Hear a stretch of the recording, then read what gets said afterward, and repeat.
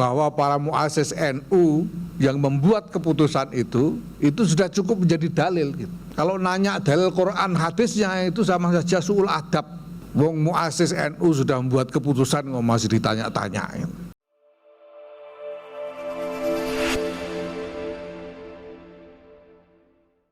Assalamualaikum warahmatullahi wabarakatuh.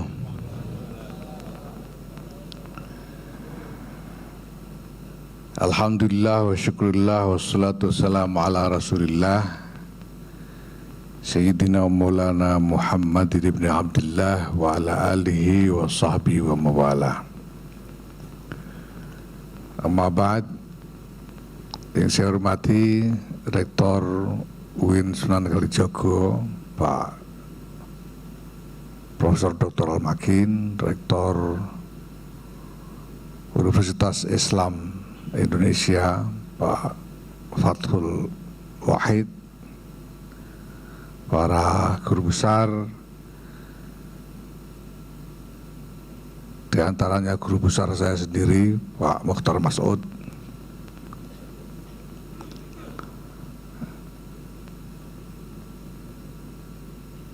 sekarang kita sudah sama-sama dokter Pak Mukhtar.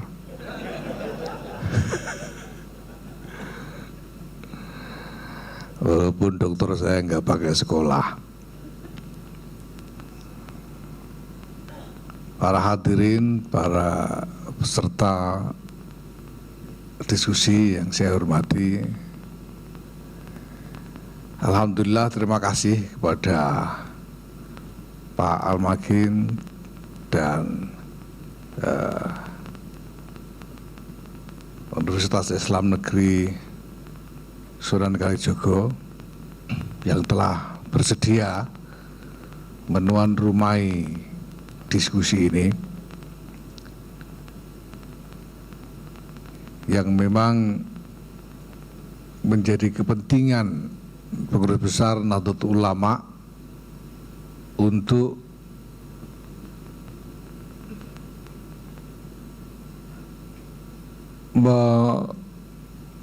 menitipkan wacana yang sedang dibangun oleh PBNU terkait dengan fikih peradaban ini ke lingkaran-lingkaran akademik.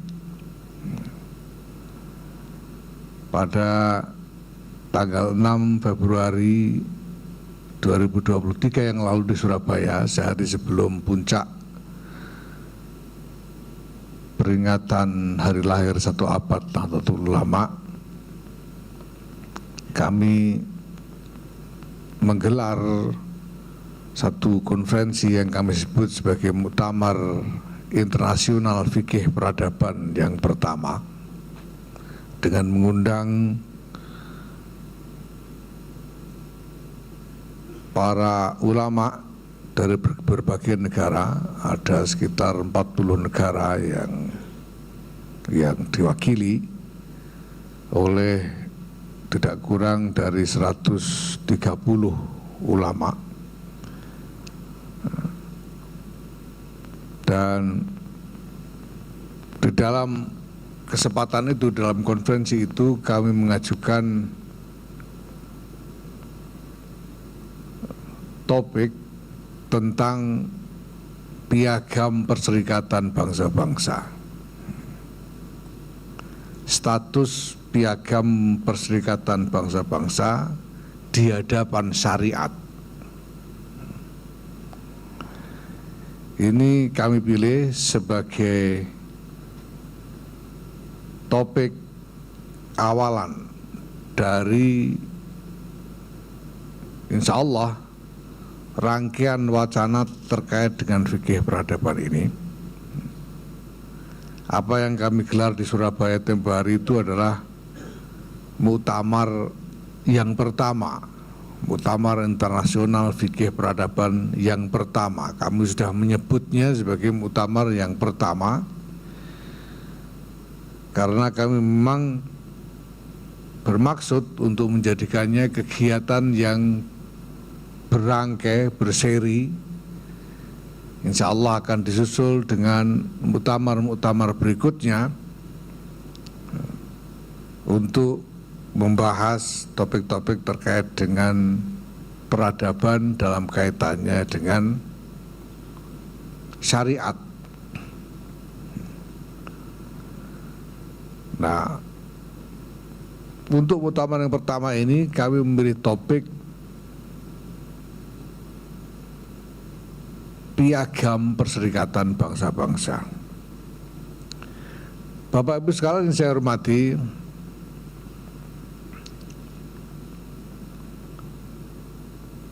dewasa ini kita memiliki kesadaran dan pemahaman tentang keniscayaan,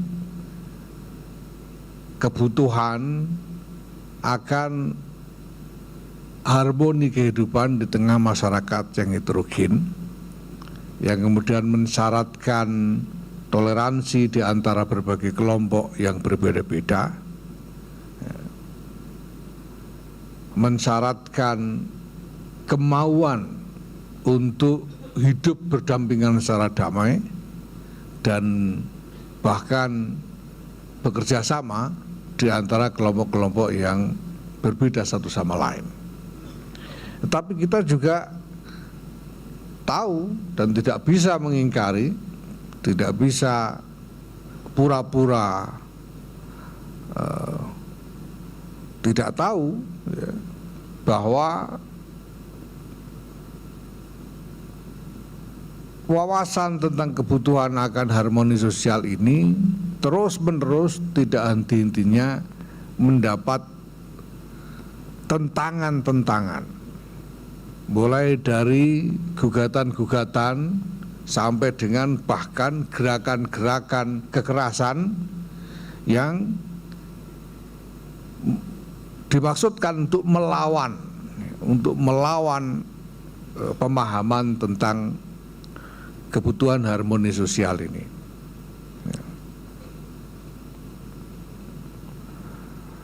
Kita tahu bahwa apa yang belakangan ini kita sebut sebagai gerakan-gerakan radikal, ekstremis, teroris dan sebagainya itu sebetulnya bukan gejala baru. Ini adalah gejala lama yang terus berulang dan berulang setiap kali ada momentum yang kompatibel dengan tujuan-tujuannya. Kita tahu misalnya bahwa sebelum kehebohan global terkait dengan khilafah, dengan Islamic State, yaitu dengan munculnya Islamic State in Iraq and Syria, di Indonesia sendiri sudah pernah ada jauh sebelum ini gerakan untuk mendirikan negara Islam di Indonesia ini. Akhir tahun 50-an ada DITII yang dipimpin oleh Kartosuwiryo, yang persis tujuannya adalah membentuk negara Islam di Indonesia ini. Sebelum ada Al-Qaeda yang merajalela, di sini sudah terjadi serangan teroris oleh kelompok lokal, kelompok dalam negeri Indonesia sendiri. Tahun 70-an itu ada namanya Komando Jihad yang membajak salah satu pesawat komersil kita, bahkan sampai meledakkan Candi Borobudur pada waktu itu. Jadi ini fenomena yang lama, yang terus menerus berulang, mencari kesempatan untuk kembali menyerang. Ini berarti bahwa Bapak Ibu sekalian,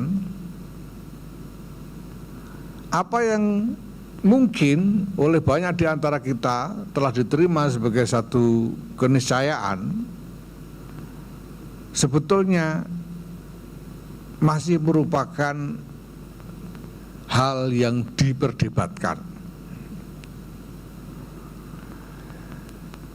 Walaupun ada sekian banyak tokoh agama, ulama mubalek-mubalek yang berceramah dengan dalil-dalil ayat-ayat Quran, hadis-hadis Nabi,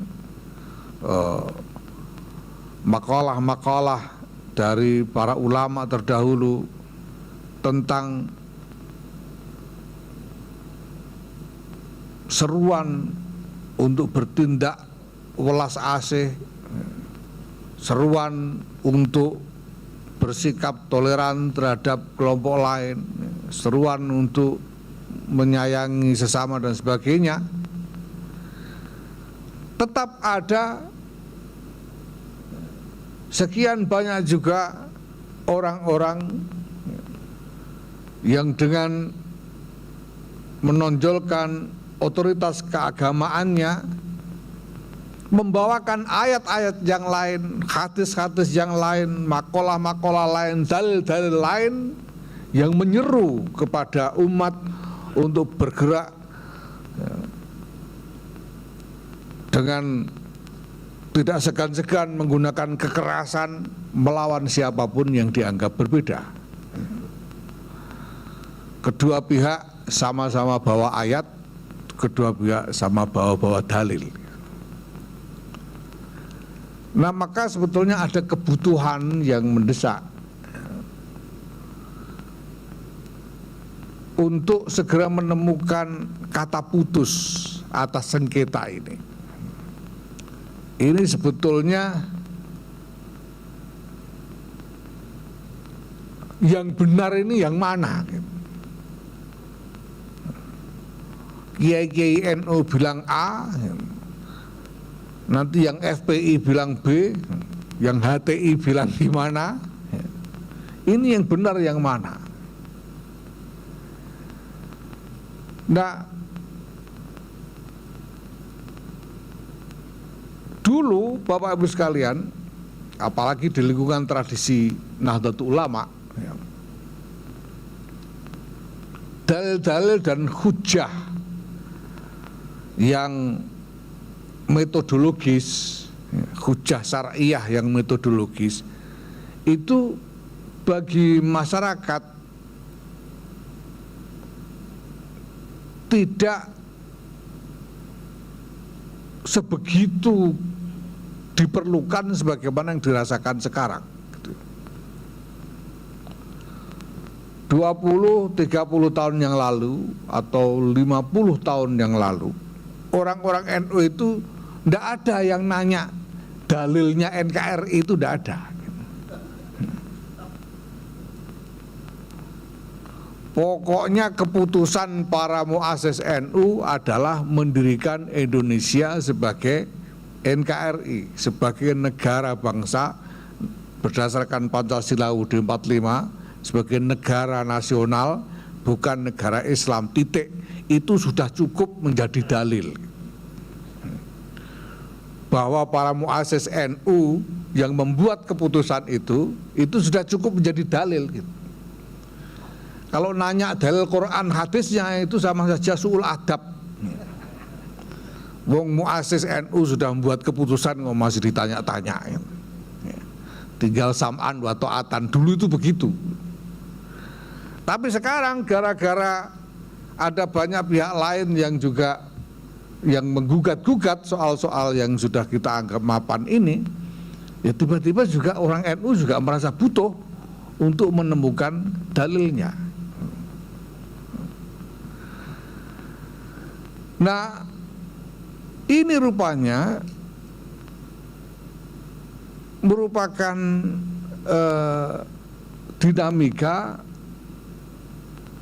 yang sangat luas, ya, berkembang luas bukan hanya di dalam negeri tapi secara internasional, khususnya di lingkungan dunia Islam.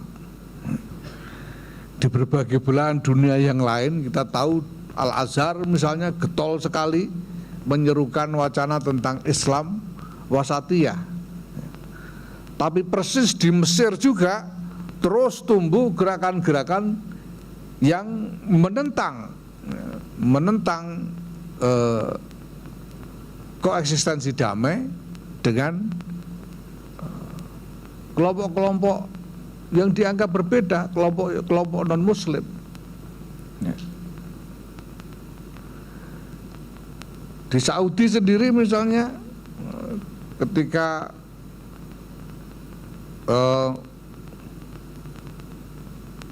Sekjen Rabita Alam Islami Syekh Al-Isa kesana kemari melakukan diplomasi perdamaian dan membuat seruan-seruan perdamaian, tapi kita tahu pada saat yang sama di lingkungan para ulama Wahabi di Saudi sendiri masih banyak yang dengan sangat keras menentang sikap dan pendirian dari Rabita Alam Islami ini.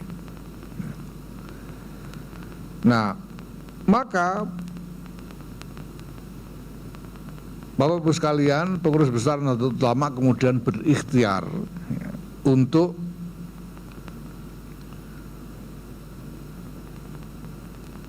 menyediakan suatu platform bagi para ulama yang mungkin saling berbeda pendapat ini untuk menemukan kata putus tentang hal-hal paling strategis di dalam kehidupan umat manusia ini di tengah-tengah masyarakat dunia yang penuh keragaman ini. Bahwa telah terjadi perubahan-perubahan berskala peradaban sejak beberapa abad terakhir ini sudah menjadi pengetahuan kita semua. Tetapi bagaimana konsekuensinya terhadap norma-norma keagamaan selama ini masih sangat kurang menjadi bahan pemikiran, termasuk di karangan para ulama. Ya, sebagai contoh, NKRI ini sendiri, negara bangsa itu sendiri, itu dasar syariatnya apa? Itu belum ada yang membuat karya yang secara metodologis dengan disiplin syariat menjelaskan bagaimana syariat bisa menerima konstruksi negara bangsa yang berdemokrasi seperti Indonesia ini. Karena di dalam konstruksi negara bangsa ini ada banyak hal-hal baru yang tidak matching lagi, tidak bersesuaian lagi dengan wawasan lama tentang negara dan kepemimpinan politik. Misalnya satu pertanyaan saja, kalau dikatakan di dalam wacana syariat itu selalu dibutuhkan adanya seorang hakim yang bisa memberi kata putus terhadap segala macam perselisihan, sehingga ada kaidah hukmul hakim yarfa'ul khilaf. Karena itu pemerintahan itu disebut hukumah, karena dia memberi kata putus terhadap perselisihan apapun di dalam masyarakat, termasuk perselisihan dalam pandangan keagamaan. Nah, kalau negaranya itu negara, kalau dulu hakimnya ya imam itu ya khalifah itu sultan. Nah, kalau negaranya ini negara demokrasi, hakimnya siapa? Apakah presiden misalnya memenuhi syarat untuk menjadi hakim? Apakah harus hakim kolektif bersama-sama dengan legislatif dan yudikatif misalnya, atau bagaimana? Ini semua belum mendapatkan elaborasi yang cukup. Nah, pada saat yang sama keadaan global sudah sedemikian rupa, sehingga kalau tidak segera ada kata putus, maka kita meriskir merajalelanya konflik secara tidak terkendali. Ketika ada kelompok-kelompok yang ingin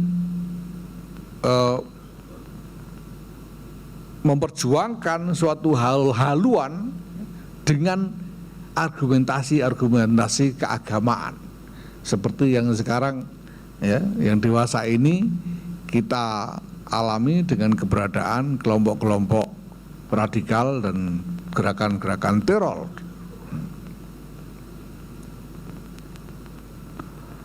Mereka mengkampanyekan wawasan keagamaan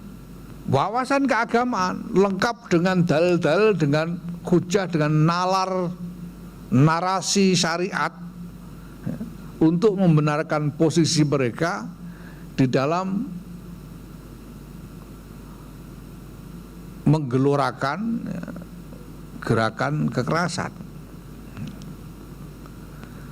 Nah, maka mendesak sekali bagi kita semua untuk segera menemukan suatu landasan agar keseluruhan kehidupan umat manusia ini bisa dibangun di atas prinsip-prinsip interaksi, prinsip-prinsip pergaulan kemanusiaan yang lebih menjamin perdamaian. Nah, dari serangkaian studi ya, dan diskusi yang dilakukan di lingkungan Nahdlatul Ulama ya, karena ini sebetulnya ini adalah bagian dari rangkaian yang panjang sekali ya. Secara sistematis strategi untuk menemukan arah wacana ini sudah kita mulai sejak mungkin sekurang-kurangnya 10 tahun terakhir, 10 tahun yang lalu kita mulai. Bapak-Ibu sekalian tentu ingat bagaimana kita misalnya pada tahun 2015 kita mendorong wacana tentang Islam Nusantara. Itu bagian dari rangkaian strategi.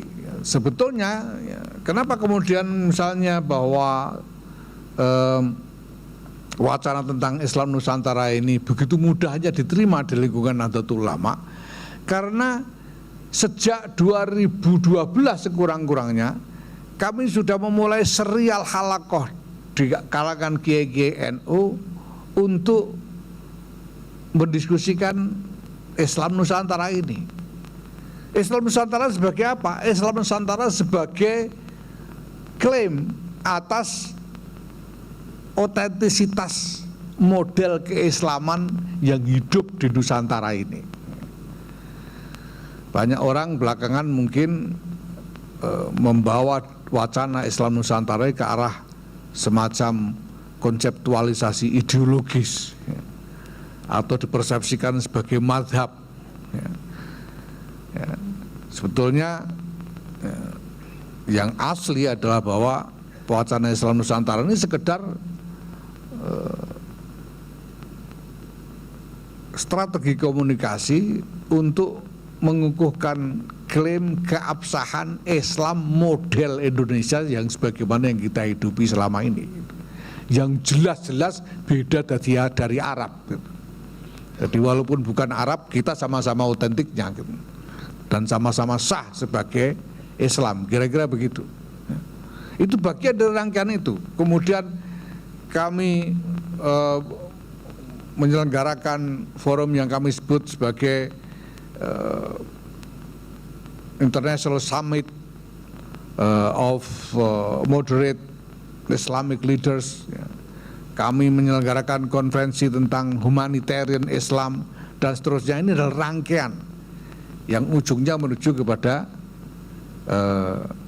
Muktamar Internasional Fikih Peradaban ini.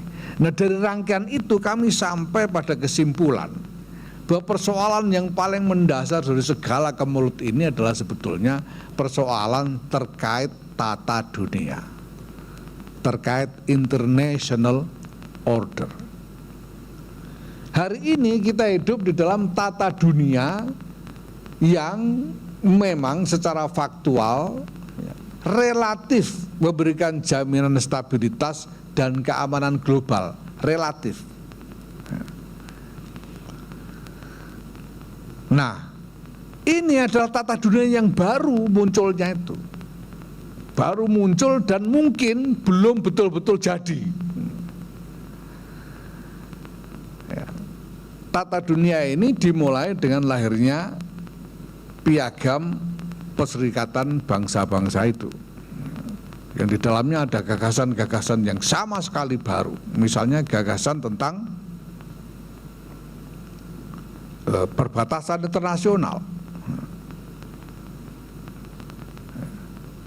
gagasan tentang kesetaraan martabat manusia, ya, human dignity, belum pernah ada sebelumnya. Nah, lalu apa dasarnya sekarang ini kita ini misalnya atas nama Islam menghormati perbatasan negara lain, itu dasarnya apa? Karena kalau dicari Quran dan hadisnya itu ya tidak ketemu. Dari mana? Ini sama seperti kenapa kalau lampu merah kita harus berhenti, itu dicari ayatnya juga tidak akan ketemu.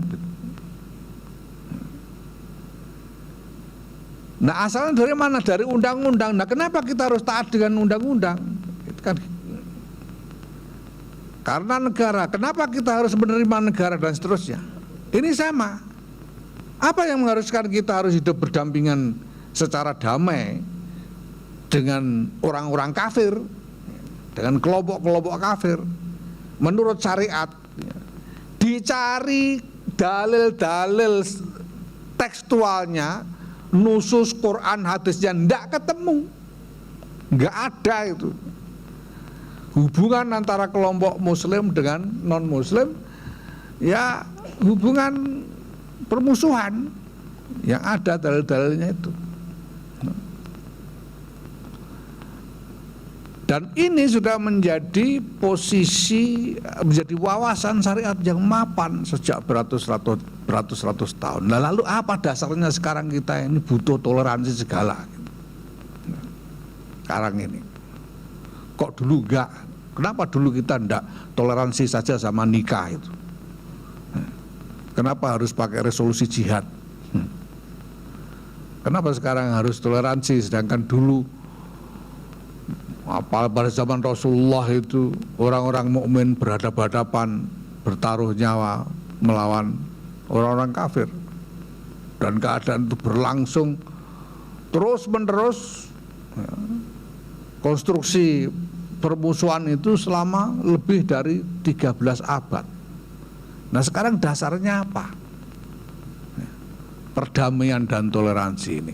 Kalau kita cari, tidak ada dasar yang lebih kuat selain Piagam PBB itu.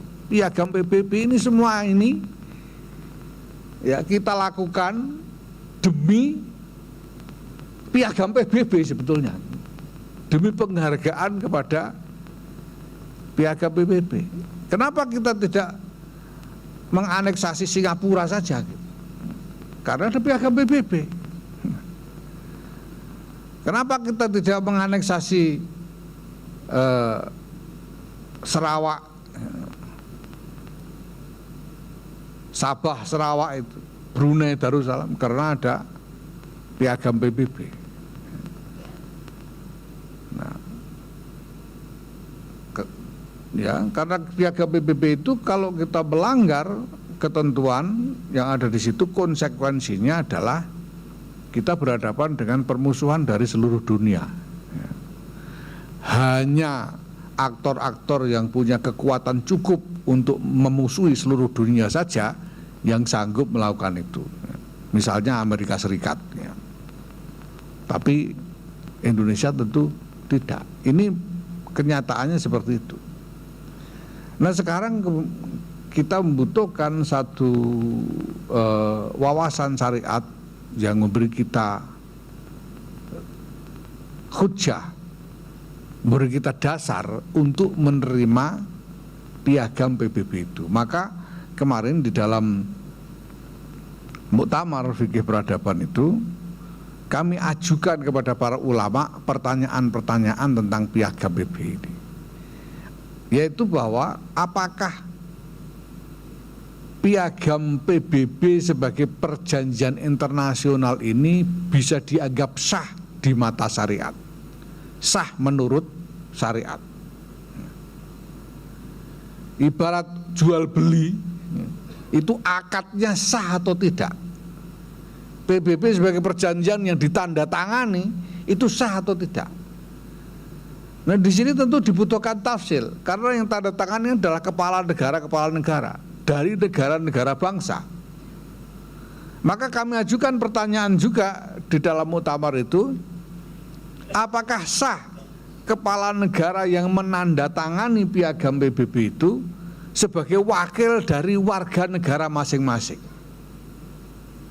khususnya warga negara Muslim, walaupun si kepala negara itu sendiri non-Muslim. Kalau kepala negara Indonesia ini mungkin orang bisa dengan mudah menerima bahwa kepala negara Indonesia mewakili umat Islam di Indonesia. Tapi Jawaharlal Nehru yang menandatangani piagam PBB atas nama India, apakah sah dia berdiri sebagai wakil dari umat Islam India? Ini yang pertanyaan yang kami ajukan kepada para ulama. Nah, dari diskusi dengan para ulama itu kesimpulannya adalah bahwa sebetulnya sah semua. Sah kepala negara mewakili warga negara Muslim di negaranya masing-masing, maka sah PBB itu, piagam PBB itu sebagai perjanjian. Nah, masalahnya perjanjian ini perjanjian tentang apa?